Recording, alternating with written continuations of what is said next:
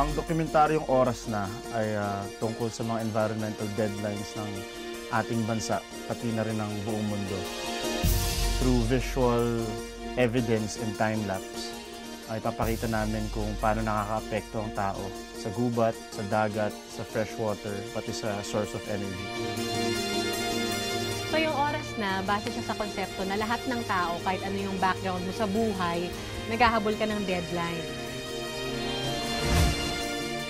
Given na mayroong mga ganitong deadline sa personal nating buhay, itong Oras Na tungkol naman sa mga deadline ng pangkalahatan. Kung totoo yung mga pag-aaral, mararanasan natin siya in our current lifetime.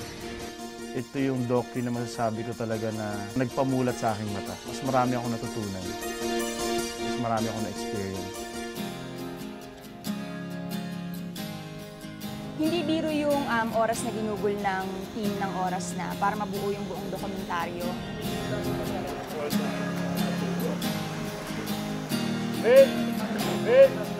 Mag-spill ako sa'yo ha, magsasalita ako sa camera mo. Yung mga time-lapse videos namin, mula umaga hanggang gabi, hanggang sa kinabukasan, talagang tinutukan namin at kinuhanan, talagang pinaghirapan.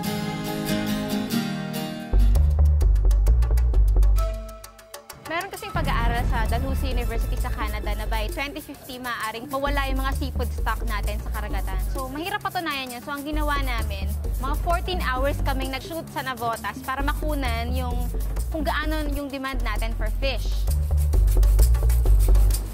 Pumunta tayo sa Antique, tinamahan ko yung isang mangingisda para ma-experience ko rin kung paano ba ang buhay ng mangingisda sa pang-araw-araw.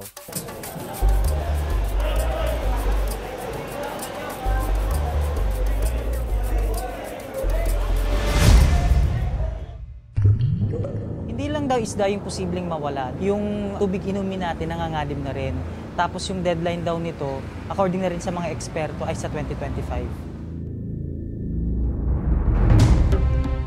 Nagbalsa ako sa Bugang River, the cleanest river in the Philippines. Yung mismo mga tao, talagang inaalagaan nila o pinipreserve nila yung Bugang River. Kasi yun ang source of fresh water nila. Masarap lang ng feeling na nakarating ako doon.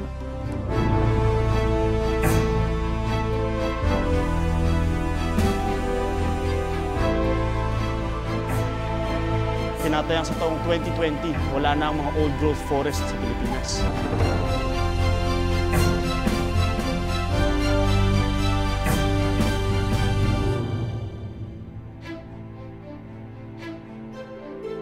Pumunta rin tayo sa Bangi, Ilocos para sa wind farm at ang mga source of energy ng iba't ibang probinsya.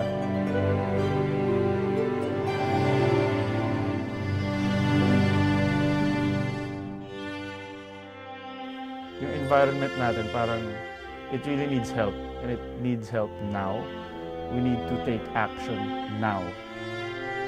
It's not so depressing in a way na wala tayong magagawa dahil meron tayong magagawa. May solusyon na we can do things to make a change and it starts sa sarili natin. Oras na para panoorin niyo ang dokumentaryo nito.